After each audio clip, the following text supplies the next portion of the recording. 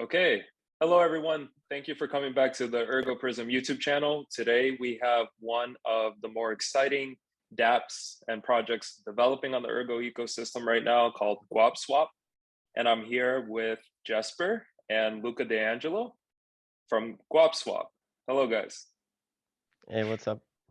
Hello. So GUAP WAP is a decentralized minor profit swapping dApp built specifically for the Ergo ecosystem. So for those in the community who may not be too familiar with all the recent growth in the DeFi space on Ergo, what is GUAP WAP essentially to you guys? Well, it basically just allows you to get it allows for miners to get paid out in any token that's native on the blockchain and it's basically available on the Ergo DEX. As Becky said, we haven't added all the tokens yet, but basically allows you to get paid out in any Ergo token you want. So if you want to get paid out in SIG or Erdoge or Kushtis or ErgoPad, you can do that. Do the tokens will that always be exclusive to the native tokens available on Ergo, or will there be more of a, if Ergo Dex were to have that Cardano cross bridge, that interoperability, could you at some point see some sort of like a Cardano based token? Like that's one of as a miner myself, I'd really like that because I like the technology of Cardano, and um, even though we've worked a little with the ErgoDex team, there's no information right now on how like they're setting up the Cardano side as it is right now, and they have talked about the cross-chain things launching soon. To my limited understanding as it is right now, if you can do a swap cross-chain, you should also be able to make the same technology work to get paid out in ADA. But it's basically a black box as it is right now, so we don't know. But I would expect that we'd be able to. Interesting. What if do you guys have any idea of, like, if you had a wrapped token that could be based on a different blockchain platform and you just kind of wrap it, which I'm not very familiar with how wrapping actually works, but if you had a wrapped asset that was available on ErgoDex, that therefore that wrapped asset would now be a native token on Ergo, correct?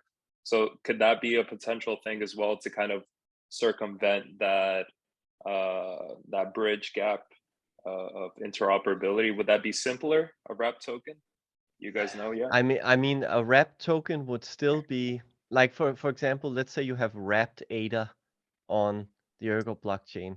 That's cool and all, but it's basically just a placeholder or a ticker that follows the Cardano price. It doesn't have all the or at present it wouldn't have all the utility that native ADA has, right? You can't stake it anywhere or do anything with it. It would basically just be something that you could put in a liquidity pool. But basically, as long as there's a liquidity pool for it, you should be able to get paid out in it. Yeah, I can see how you guys are kind of looking onto the horizon, not knowing what's on the edge of it with all this with bringing this type of thing to mining, and the fact that there will be cross-chain interoperability to some degree with Cardano, that that kind of muddies the water to what's actually capable of being done, correct, down the line, because it all depends on development of other bridges, other things as well, to be able to wrap that into what you're already building right now, right? Yeah, basically. So if MH Sam's the whole paper about the Rosen Bridge, which theoretically can bridge to any other chain, as long as we have, a connection to the other side, and there's a DEX that supports it, you would basically be able to swap into any token that's connected to the cross bridge or cross chain bridge, right? Yeah. So moving on, what inspired your team to actually create this tool for the DeFi space? You mentioned that you yourself are a miner. Like, why did you feel like it was necessary for miners to have this kind of novel option when Well, mining? well, it's basically something that's born out of need, because um, the tax laws in my country are very archaic, and when you do a swap, you're basically taxed. That swap is taxed as new income. So if you start with a value of 100 and do a swap, so the tax is almost like 50%. So when you get your miner payout of, let's say, 100, then the tax man takes 50. Okay, then if you swap to a token, they take 50% of the 50. So if you do a swap, you're left with basically a quarter of what you started with, right? So I was like, okay, I I I I have basically no way to participate in DeFi unless I want to completely wreck my wallet. So I was kind of like thinking there has to be a way where you can pay out in the tokens that you want, right? And I was Mm, thinking about that for a long time, and I was looking into smart contracts on ETH, and then I got interested in Ergo, and the more I learned about the UTXO system and how proxy contracts works on Ergo, I began to have a small technical understanding, just enough because it's no secret that the real MVP, the guy who makes the magic work, it's Luca, right? But I just had enough of an understanding to say, okay, so if you get the minor payout and you use this proxy contract and you somehow interact with ErgoDex, shouldn't you be able to just receive that thing straight to your wallet? And we could. So it's basically a project born out of need. And I think we took a screenshot of me posting in, I think it was the Ergo Discord, the development part. It's like, I have this idea that I've been shopping around on GetBlock, and like, okay, it's now honed to a fine enough point that we can start to work on it. And per chance, me and Luca joined the DeCo, the free ErgoScript education program that's on Ergo. And I just bent all my focus and will on finding some people who wanted to help me develop this thing, and now it's a thing. okay, I want to bring Luca in, but before I do that, you mentioned in your country. Now you're Danish, correct? You're from Denmark? Okay. So in the US, we have your initial investment wouldn't be taxed. The assumption would be like, okay, you've already earned this income from working, probably, and the taxes have already been taken out. So you've already paid your due. So now that your investment's put into place, let's say $100, like you used in your example, the difference between you investing that date and when you actually sell that asset, that difference is taxed, not the whole thing. And then if you hold it for under a year, it's taxed differently than if you hold it long term for over a year. But you're saying for you, throughout every single interaction of selling and buying something else, you are taxed the full 50% on the full value, whatever it is, regardless of It's what it was originally?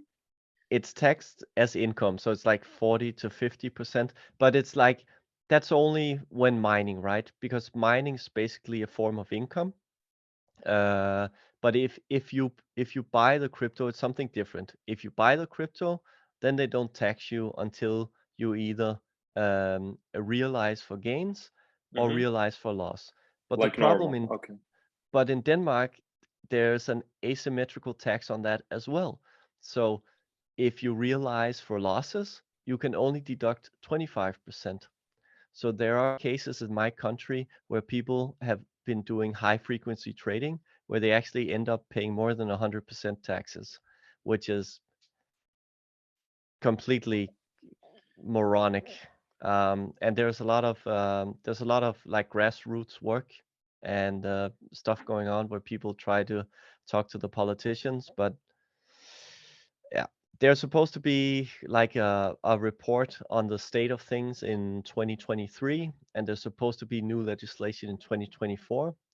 So basically, what you want to do is like have the least activity in your wallet as possible. Basically, just hodl so you don't get wrecked. And that was so annoying to me because, like, okay, so I'm gonna spend the next 2-3 years just hodling when I could be, putting things into a liquidity pool or staking stuff or whatever,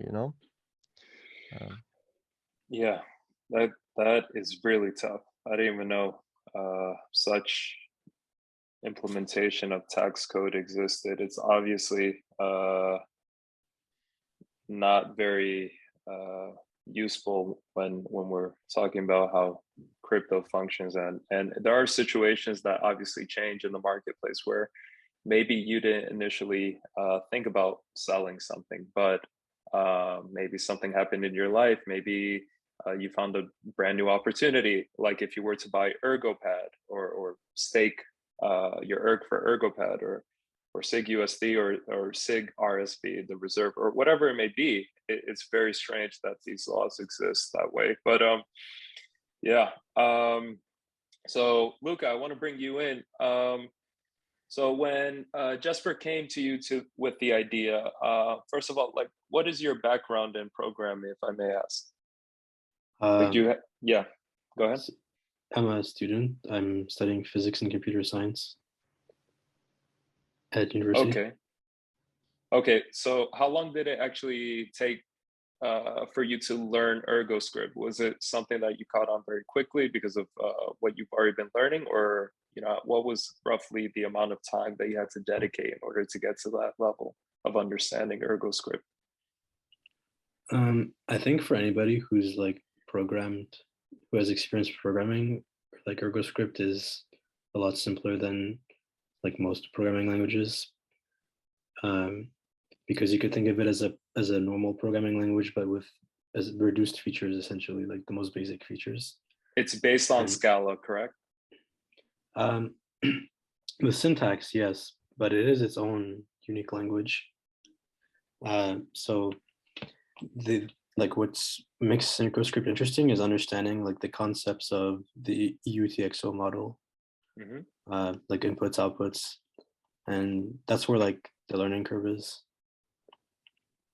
So I'd say I took the DeCo course, and that was a nice way to like force me to learn the concepts, so to speak. But getting like a beta out took like a couple of weeks. Obviously, we're still working on it. So like we're working on our version 2, and that'll be more complicated. So it's like a continuous work in progress. Right.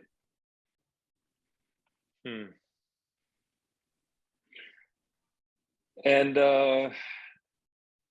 it is a work in progress always, right? You're always going to come out with new versions and builds. I don't come from a programming background, so I'm trying to understand it for myself and the rest of the community from the outside looking in.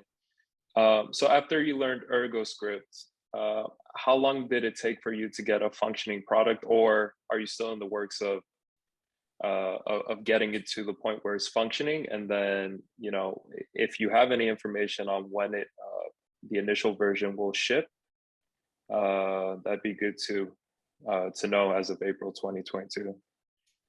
Right. So I would say like for DeCo, for example, like part of the class was to make a team, and that's how I met Jesper and our other partner, George. And we had to make a final presentation for the project. And that course was 8 weeks.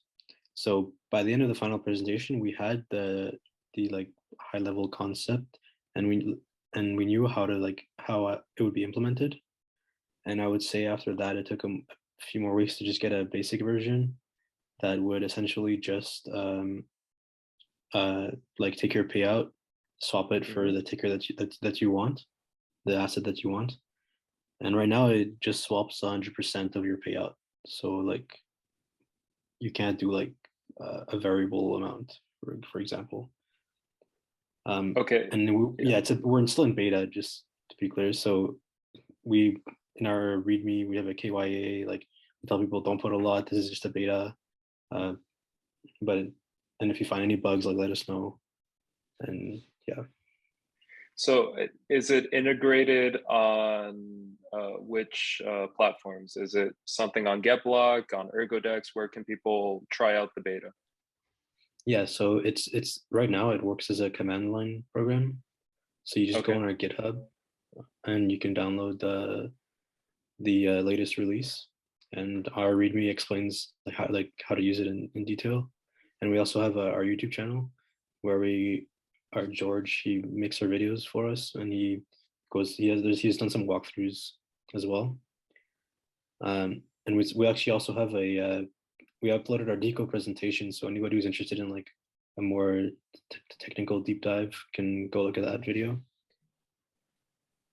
Yeah, but right now it's just a command line interface, so it runs like basically on any computer that has Java installed. Do you have a timeline as well for when we can expect it to ship in a more fully fledged form, or as you begin to do the work without the pressure of a timeline, it will get here when it gets here, type of thing? Yeah. So I guess I think on Twitter, like people were asking the same thing about Nautilus. Like, when are you going to come out with the actual release? It always says beta. And then the person said, well, like until I can, like everything can be audited perfectly, then I'm always in beta. So I think right now, like we're just saying beta because I want people to understand, like to be careful, right? We haven't done like a formal audit, and our next version we're working on is going to be like completely different than what it is now. And so that'll have its own beta, like for people to test. And I guess we would do a release if we got formally like verified, I guess, and audited by like a company. I think that's like the responsible thing to do. Right. And can in the future, if you had the right partnerships or the right dialogue, could you actually integrate GUAP WAP? I don't want to say it in a very basic way, but could you essentially integrate GUAP WAP into something like GetBlock or ErgoDex or something of that nature? Right. So that is the plan actually. For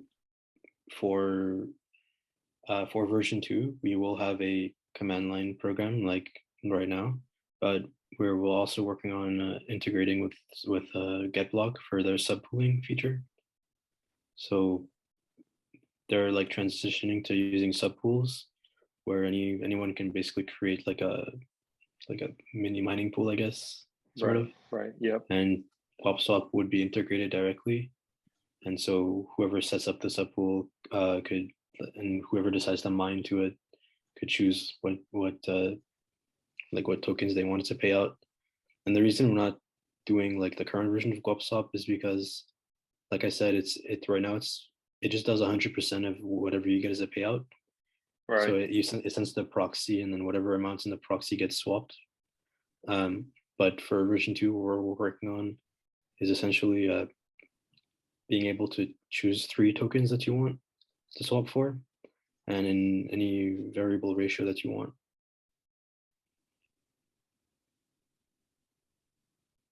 So you can think of it as like a mining portfolio.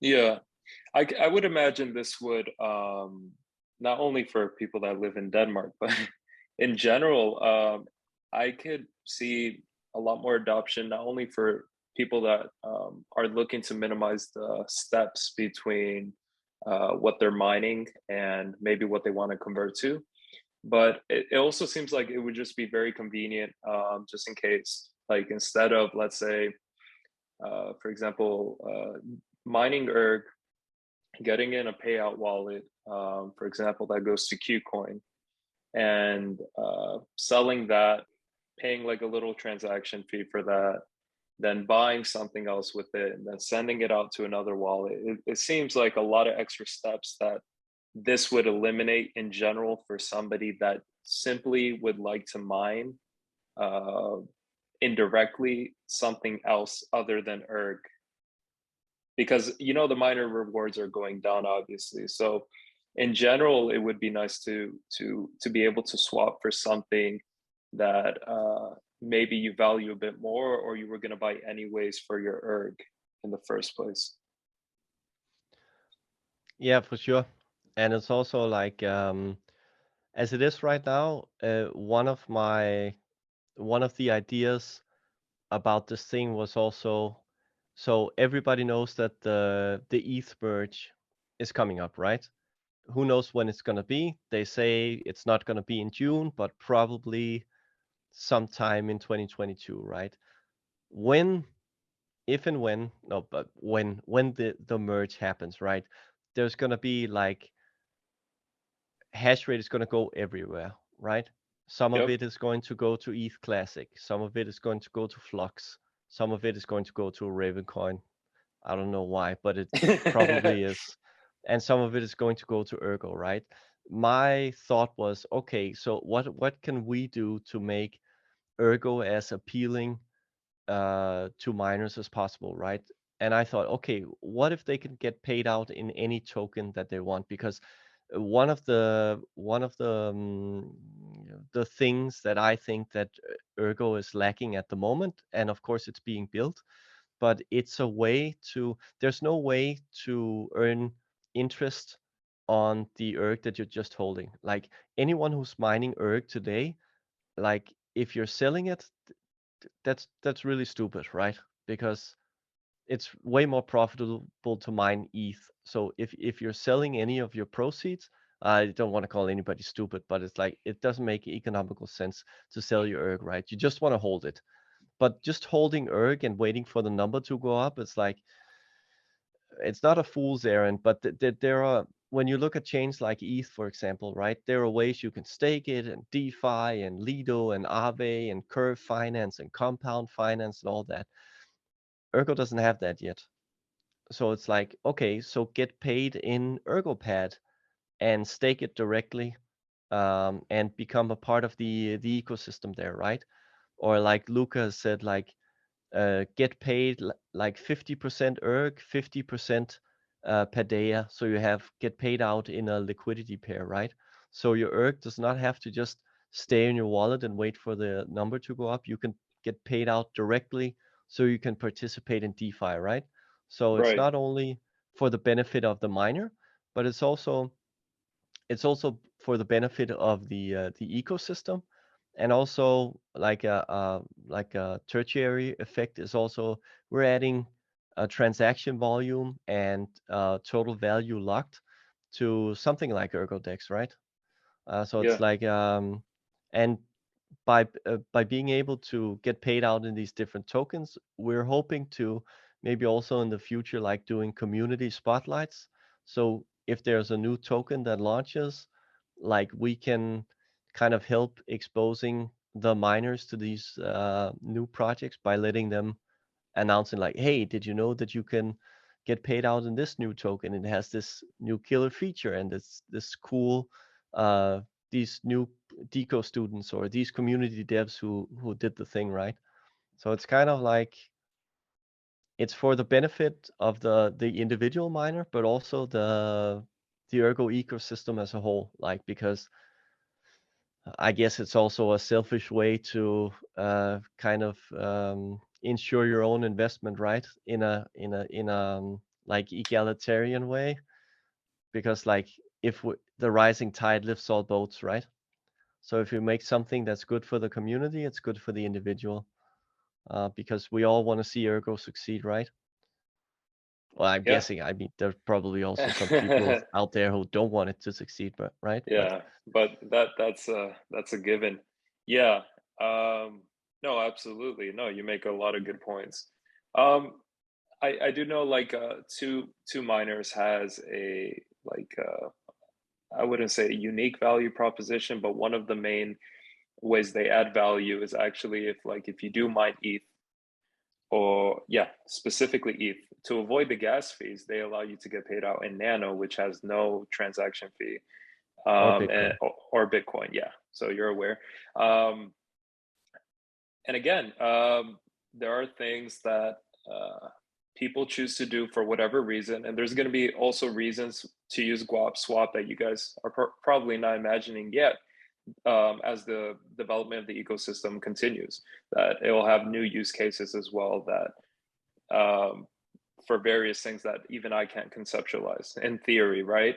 And the community will help decide actually how they use it, apart from the ways that we have already discussed. But it's always good to have options. And then also for other miners coming from other ecosystems where, again, maybe they are only looking to mine Ravencoin. Ravencoin is essentially just for supposedly profitability sake, you're parking your hash rate there. They did have their halving, and the price didn't kind of go up with that halving. So it's right now it's unprofitable to mine Ravencoin in large part due to that halving and decreased hash rate. But a lot of miners do. It is a business, and they do tend to sell what they mine usually. I agree with you that mining Ergo without it even reaching its full potential is very dumb. You watch videos of people talking about, I used to mine a Bitcoin a day, I left it and I forgot it, and this and that. Like that's not to say Ergo will get to the price of Bitcoin, but it definitely has a long way to go. Just if you look at the block heights and other things. And Yeah, I think adding more options for miners that they're currently not even aware are possible is very good for mining in general, as proof of work kind of takes a backseat for most people, as because proof of stake is just a lot easier to wrap your head around, and just easier to centralize as well if you choose to do so. So I think adding some of these fresher components, interacting with smart contracts in a mining way is a good thing. And GetBlock is also kind of trailblazing that. Do you think we'll see similar smart contract-based mining rewards become a reality for other proof of work chains as well? Not necessarily Yes. drawing inspiration from you, but just as a way, as a necessary measure in order to survive and be competitive. So like so for example, if you're mining ETH, there are different ways to get paid out in different tokens, right? You can use a service like Unminable, and they say they charge you like a approximately 1% fee, but if you do the calculations and you're mining to their service and getting paid out, like it's definitely not a one-to-one a swap there. It's much less. That's also like part of the reason why we wanted to do this, because everything is transparent with what we do. Our software is open source, and if the swap goes through, it's handled in like in minutes, right? Where when you do payouts on two miners or on Mineable, it can take between like 10 minutes to an hour because they're using centralized exchanges, right?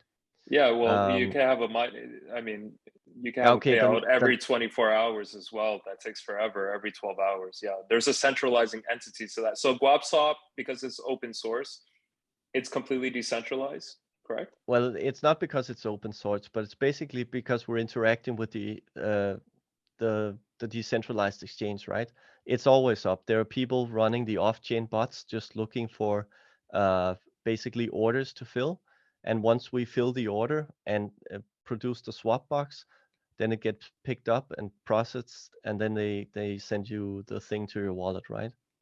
Um, but it was an interesting coincidence of, let's just call it parallel thinking, because I don't think we're big enough to get noticed.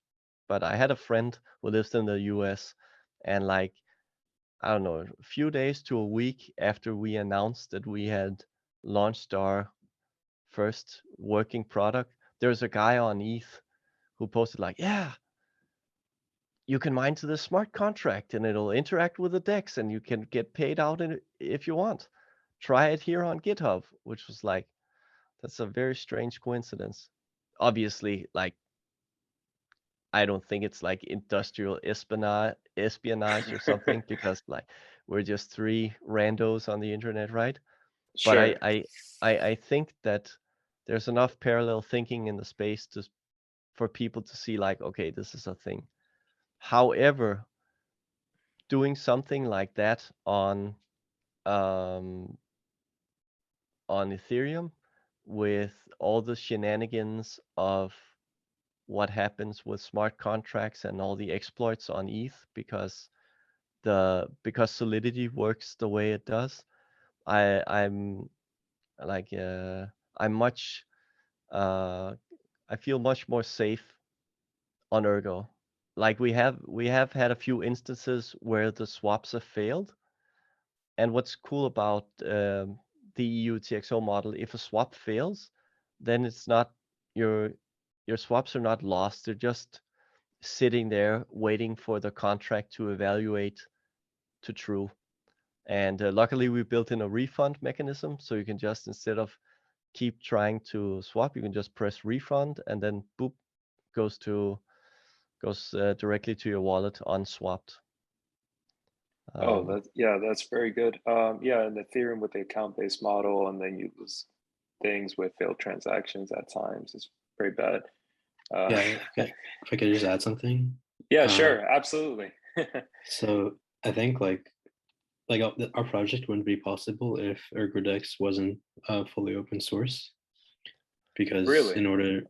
so in order for this to work, well, it's two things really. So the fact that ErgoDex is open source, and the way ErgoScript works and the particular features it has, it's like a really specific to like Ergo that this is possible.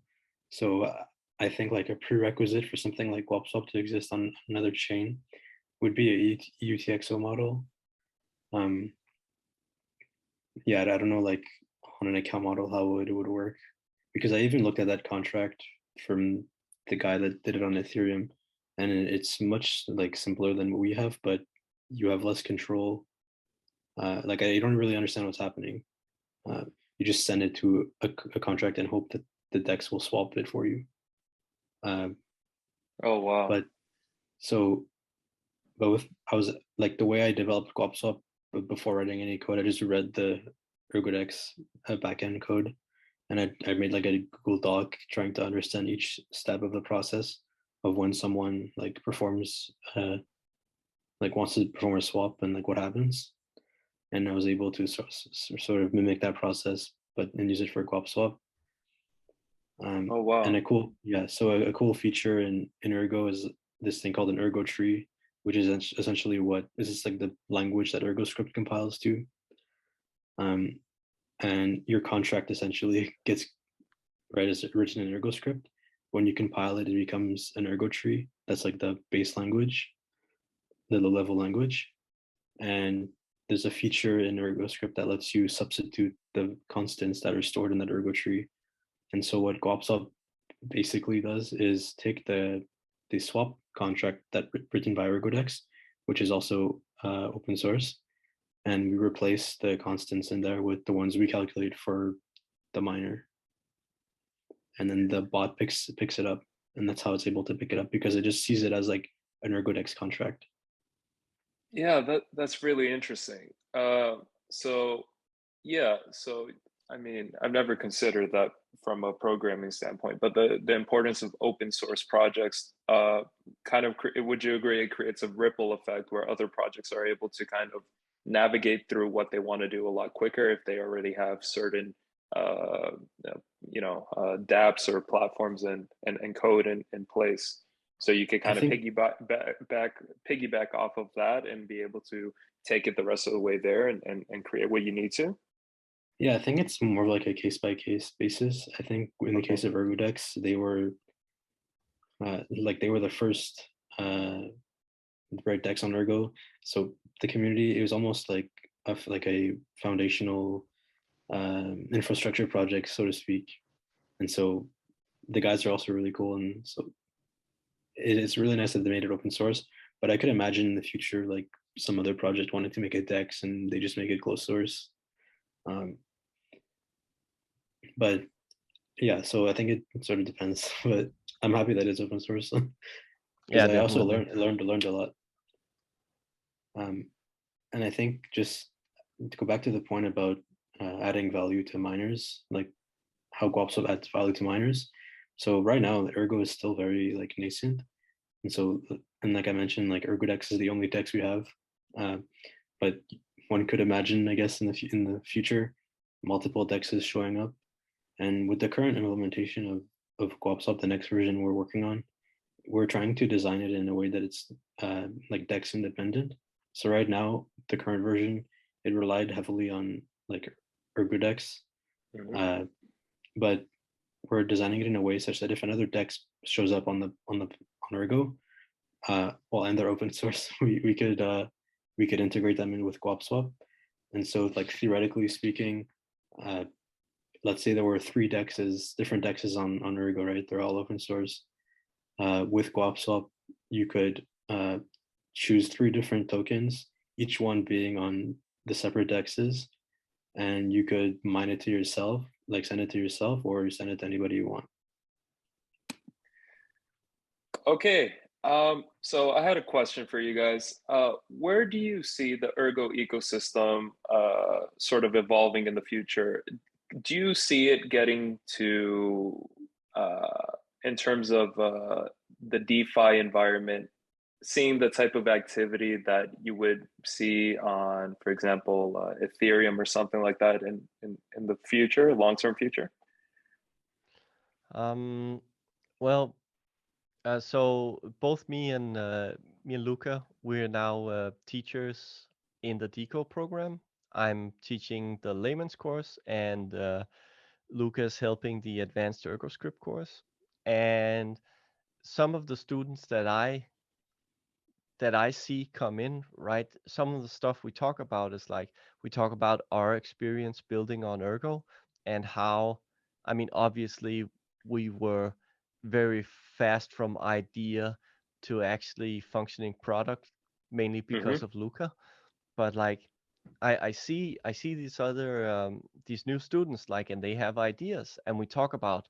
So basically, Ergo is a blank slate for projects, and like there's one group, they want to do derivatives trading and like Oh, shorts wow. and all kinds of stuff. They wanted to build like a full stack of like DeFi and trading stuff on Erg. And it's basically once we get the like a critical mass of developers here, we're gonna see.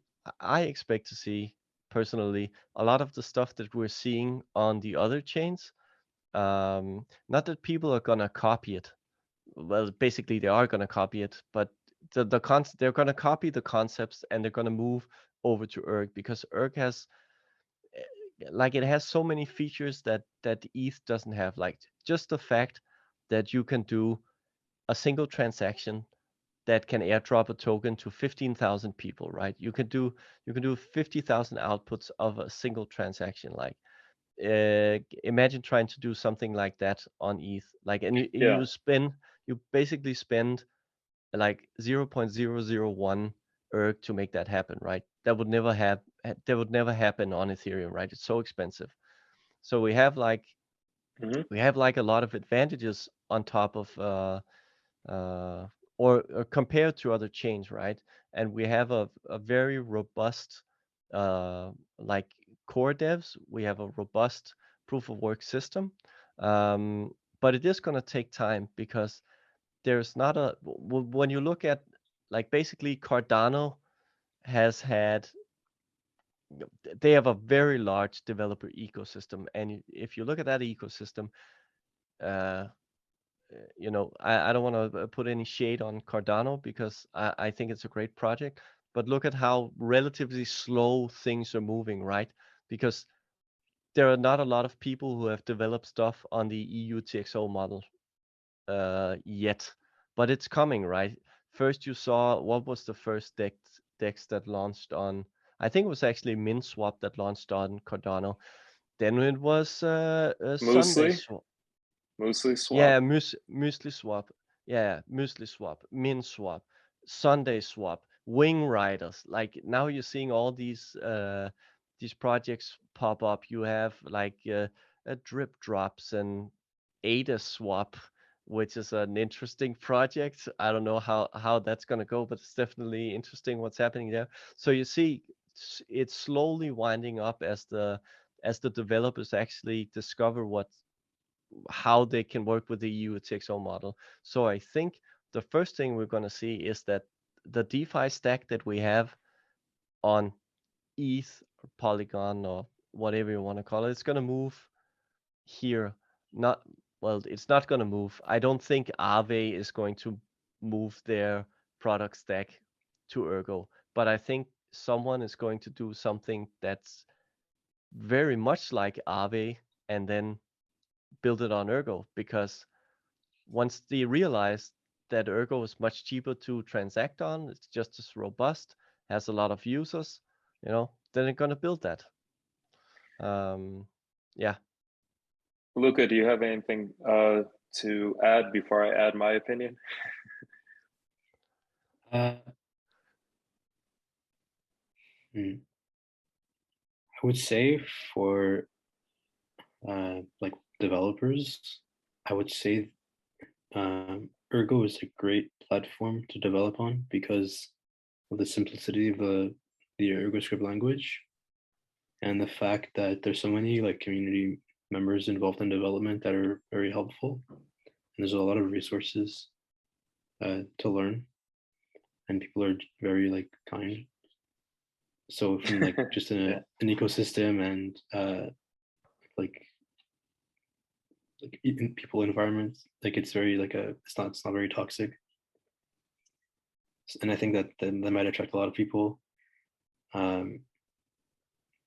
Yeah, I don't know, like I think it's,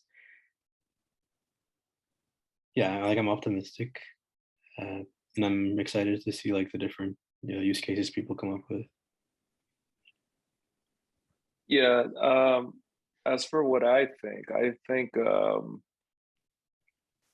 a first and second generation blockchain, they run their they everybody owes them credit. Bitcoin for doing what it did, obviously. Ethereum for implementing smart contracts for the first time. But as we see now with the scaling issues that Ethereum has, and yes, they are trying to retroactively, make it proof of stake, which there's a consensus layer, as I understand it, and then there's a network layer. It's not solving the scaling issues. It's just going to proof of stake. Nothing is being solved yet. Like until we get sharding, you won't see layer one scaling solved. Right. So as I understand it, there's a consensus layer and then a network layer. So consensus layer has, that's one aspect that ETH 2.0 tries to solve. But the network layer is entirely different. So it's very difficult to, as I understand it, to take a protocol that's already been made, it has the degree of exposure and activity it already has, and then try to move all of these different consensus mechanisms over onto the other side of things. And as you mentioned, still, that doesn't solve a great deal of issues. So the fact that Ergo has this all from the ground up is something I also noticed very early on, that the minting of the NFTs and all of these different use cases are readily available, which is usually not the case in most cryptocurrencies. They usually have some sort of roadmap where they're trying to get everything done in a certain order. And I don't know how they attract developers, but it seems like the really interesting luxury we have as a problem is having all the tools and not having enough developers on it, which seems to me to be a better problem than the opposite. Having all these people that want to build on something and then not having enough of the technology and tools to actually allow people to implement what they want. And if they are able to do certain things, well, there might be a congestive gas fee, and then you have to rely on a layer 2 and so on and so forth. So as I see it, I think there's always that degree of value to be first to market, right? If we look at Bitcoin, Ethereum, I would throw Chainlink in there, although some people have corrected me on the differences between having decentralized oracles and then having what Chainlink is going for, which is more of like a commercial enterprise thing. Yeah, well, you, but also Joseph Armenio. But the point of me asking that was actually to get answers to things I don't already know. That's one thing as well, to sidetrack very quickly about the most crypto communities. It almost feels like as though if there's not a formal AMA and you're not there at the right time, a lot of people are scared to ask questions for things they don't know about.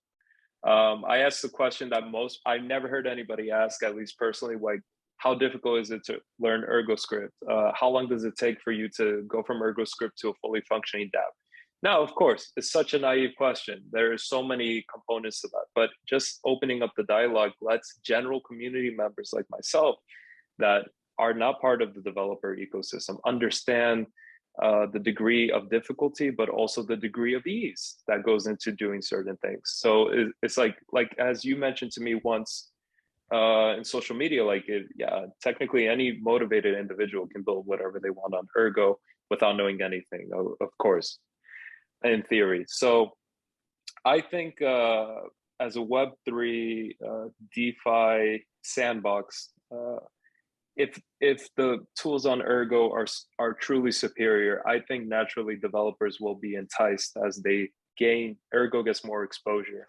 Because I would assume as a developer, you want to build with the best possible tools available, just like I don't know, a civil engineer or some sort of construction company would want to build homes that will not fall in 20 years time, and all their hard work is basically condemned to an inferior protocol, or in this case, inferior developer tools.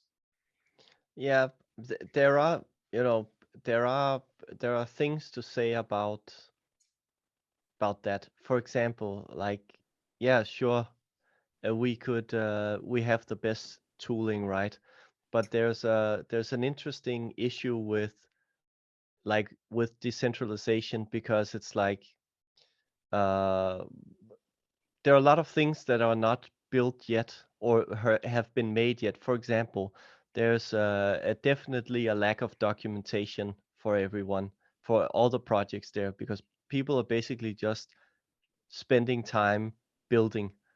They're not spending time documenting and telling other people how it works. That's part of the mission of DeCo, also providing documentation so it's easier to learn.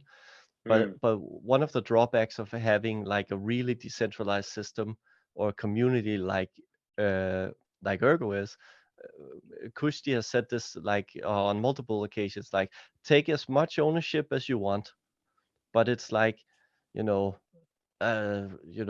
do we start?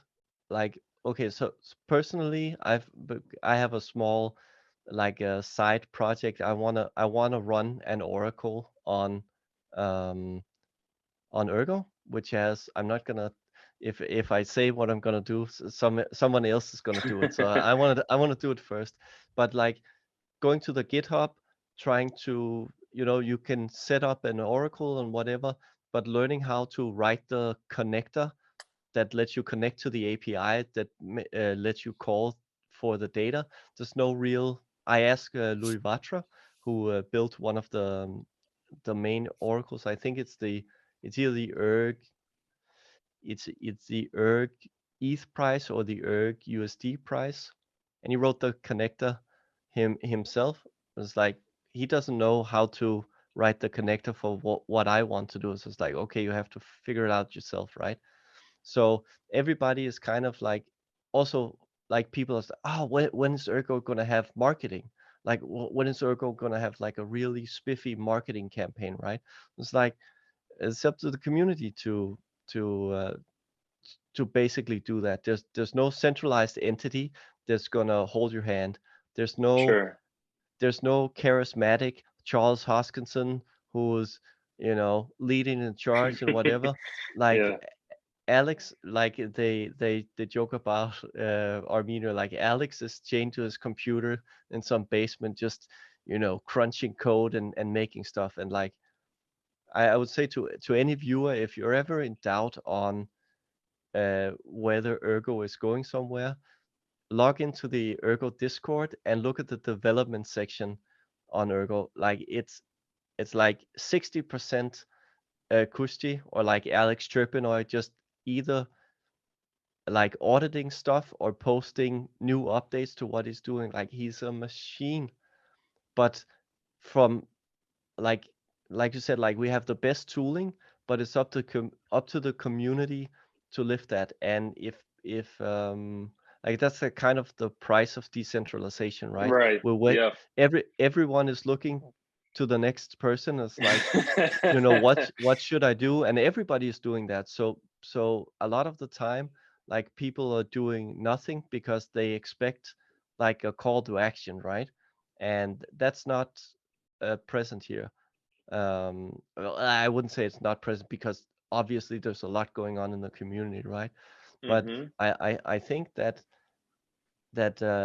like the stuff we built, and like Lucas said, it's in a way, when you look at it, it's very simple what we've done, but it kind of illustrates how, and me, like I'm a really like a regular schmo who basically doesn't know anything, that if someone like us can go in and build something relatively quickly, then like I know it might be presumptuous for me to, but if we can do it, like there must be smarter people out there who can do other stuff, bigger stuff, better stuff, right?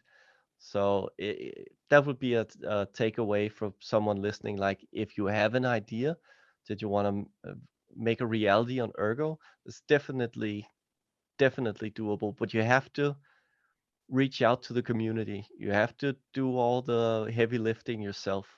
But if you do, it's definitely a possibility. Yeah, I'd like Yeah. to just add some my 2 cents on this Go one. ahead. Yeah. So a lot of people talk about like first to market or like network effects and these like meaningless terms.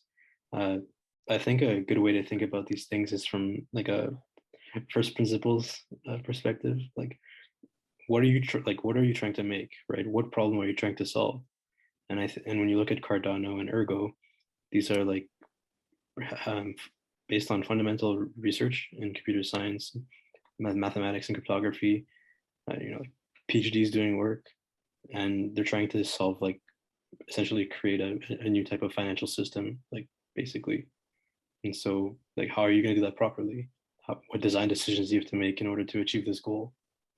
And from this perspective, like, it doesn't really matter if you're first or if you're last, or how many people are using it at the beginning. What matters is that you build it properly so it actually works. And when you're dealing with people's money, uh, doing it faster or having the most people is irrelevant. If people lose money, that's you're messing with their lives, and so it's something that should be taken seriously. And the only reason that people get all worked up about these types of things is because these projects are being developed in the open. There's plenty of companies that do things that are private and develop to design things that everybody uses in their lives every day, but you never know because they're private. But they take the time to design their things properly. Right. So I think from this perspective, yeah, sure, nobody knows about Ergo, or it's relatively unknown.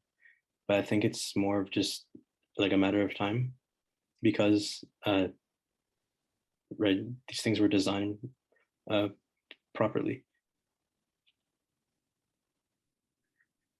Yeah, that's a good point. I would I would say about the first market stuff and things like that, you're thinking of it from a very responsible point of view. But unfortunately, the majority of the DeFi space is largely irresponsible, and everybody's just trying. Degenerates. Yeah, they're just trying to make a quick buck, and crypto is so early in its infancy that eventually, hopefully, you would hope that the type of things you're talking about would be more of the overall consensus about crypto itself. I don't think anybody that comes into the space comes with that mindset at first, but hopefully over time, they will look past, like you said, first mover stuff, because at the end of the day, what you want is a superior product. You don't just want the one that comes out first. You want the one, as you said, that comes out properly and that handles things in a responsible manner. So until we get more maturity in the space, I don't see that coming for this. Maybe near the end of the decade, I would say, because it is so where people are still just figuring out how Bitcoin works and things like that. It's like it's beautifully done, but it is also it's like the tip of the iceberg of what can come. And that's where, if you find me on Twitter, I try to, you know how people go to the gym and they work out their muscles. Well, my thing at times is debating or arguing with maxis of Bitcoin, because I feel like when you trap yourself in such a confined box, that this first thing that came out, this Windows 95, the first major home computer to hit the market and people have them in their home, you're very limiting and denying all the other innovations.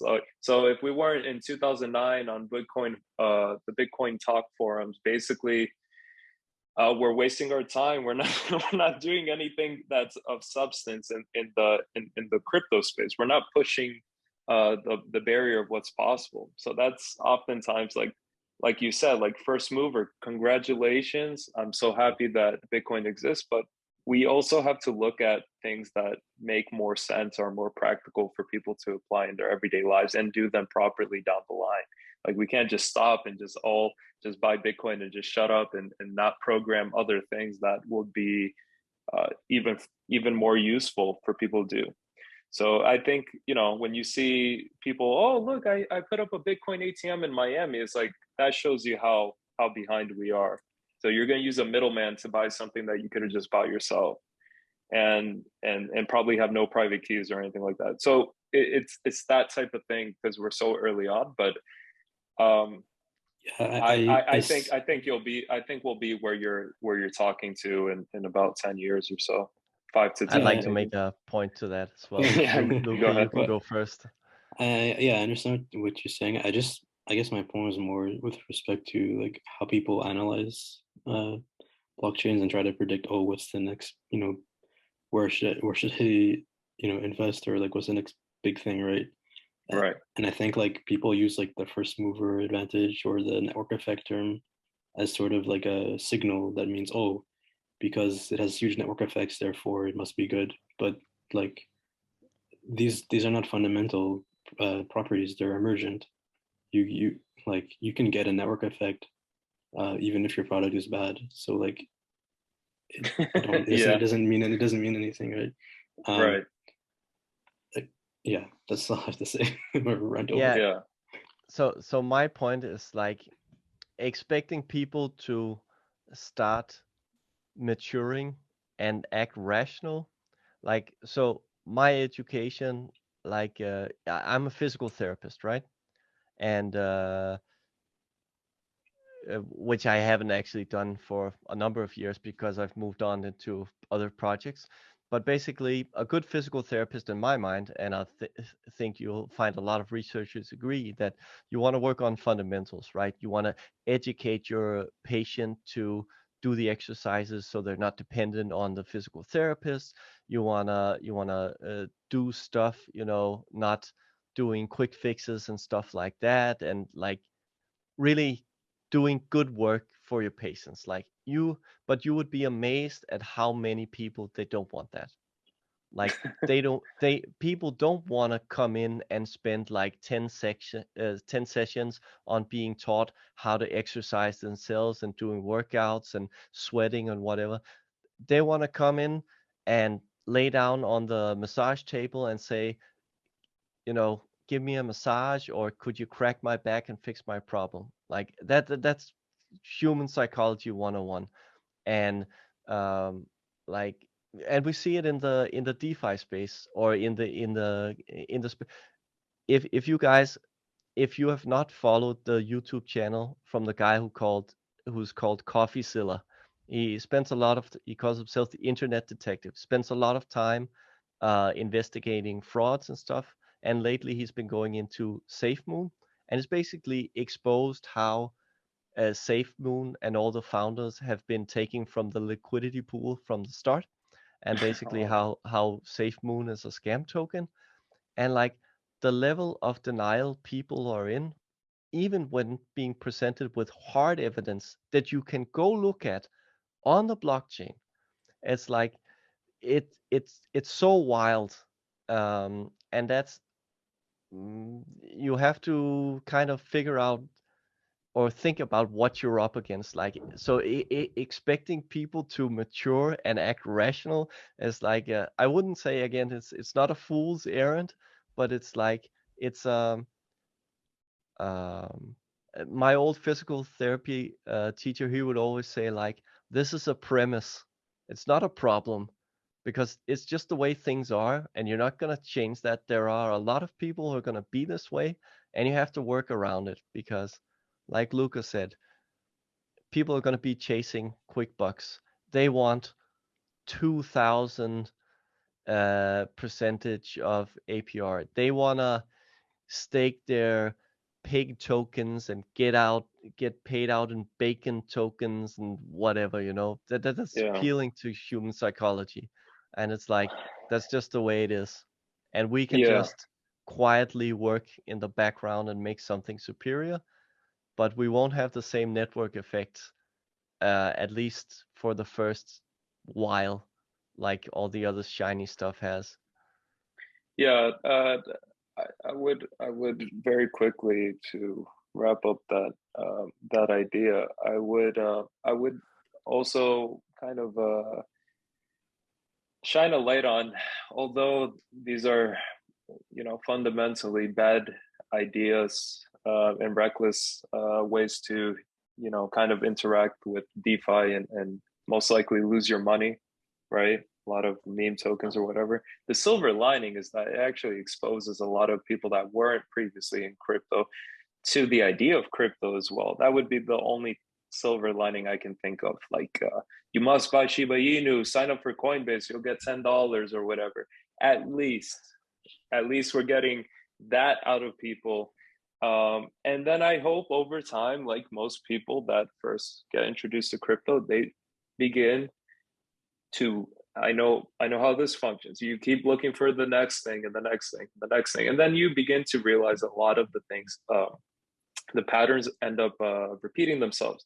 And then you realize that the space is super saturated. There's thousands of tokens, and most times you're going to lose money, not make it, if you're not fully committed on the type of ecosystem that matters to you. And hopefully, I believe over time, as people grow older and they get more familiar with crypto itself and take their coins off exchanges, for example, something so simple, that will introduce them to all the possibilities of something real and tangible, and they'll actually realize, look, our money is being, at least in the US, our money is being debased every day. We need something that can help us in the opposite direction, where there is a fixed token cap, where there's actual ecosystem growth, but also things that actually improve people's lives. And I think that will come. And Ergo will have its day in the limelight, but it won't be because of some stupid marketing campaign. It will be because, as you said, Jesper, because the community will actually care and do some of that heavy lifting, and not wait for the next guy next to them to do it themselves. And that's how Bitcoin started as well. Yes, they had first mover advantage, of course, but it took years for it to catch on. It was this stupid oh, this is for money laundering and this and that, and they had to bear all of that to their credit, and they had to grind it out. They had to grind it out, and we're gonna have to do the same, and we'll have a different unique value proposition to add to the ecosystem that matters for the crypto space. So and then the block emissions, the block rewards, they definitely help as well in terms of scarcity. So it's impossible to ignore what's being done here forever, and more people will join over time. It's an exponential growth, the way I look at it. So yeah, that's all from me. Do you guys have any closing comments? GUAP swap team? No, I just wanted to add to what you said, kind of like the natural evolution of maybe if enough people get wrecked on the doggy coins, and maybe, you know, just like yeah, a child that puts his hand on the on the stove, on the plate, you know, it's like, okay, yeah, I got burned enough times, better go look for fundamentals, right? Maybe that will drive people to solid projects in the long run. Well, it definitely makes them look twice when they go to their local bank. It definitely does. And I think planting those seeds, for better or worse, even if you have to get your hand burned and you interact with an ATM and you begin to question, why do I even need to do this in the first place? I think those are the conversations that will be had now that will fuel this type of development further, because there's a lot of disenfranchised people that are smart, that have university education, if we're talking about millennials and maybe even Gen Z. And just like Luca's going university, look at everything he was able to create for a protocol using the help of you and DeCo. I mean, if he can do that, and you can have conceptualize an idea, two people essentially can do anything on Ergo with the right mindset. So, and other blockchains hopefully as well. So it's really something to look forward to. And we're young now, but we'll look back in the video and be like, oh my God, it was only $5 and there was only so much growth. And the community was like 1,000 active people or whatever. And it'll seem like an impossibility that ever grew out of this, you know, it was a grassroots thing to begin with. So yeah, Luca, any closing comments from you? I would just say, like, well, I guess something I sort of realized as I got older is most like technology development takes a long time. Even like the crypto stuff, even though it's like sort of booming right now, it's based off like academic research from like decades ago. I mean, most people don't really appreciate that. Yep. So these things always take a long time. And I guess a more like modern example would be like, you know, SpaceX with their new Raptor engines. They've been developing that for like 20 years, but you're only seeing the result right now. So even though like Ergo, Cardano, they're new right now, even if they take a long time to develop, I think, you know, the results, like the fruits of their labor will show. Yeah, that's very true. Well, thank you guys again for joining me on the Ergo Prism YouTube channel. Everybody, remember to check out GUAP Swap. They're here for the long haul. So yeah, thank you guys so much. And if you're new to the channel, feel free to subscribe. Be sure to follow Ergo_Prism at Twitter and GUAP Swap, and Jesper as well. And Luca, if he has a Twitter, I'm not sure. So thank you guys again. That's all from us. See you guys in the next video. Bye. Thank you. Bye.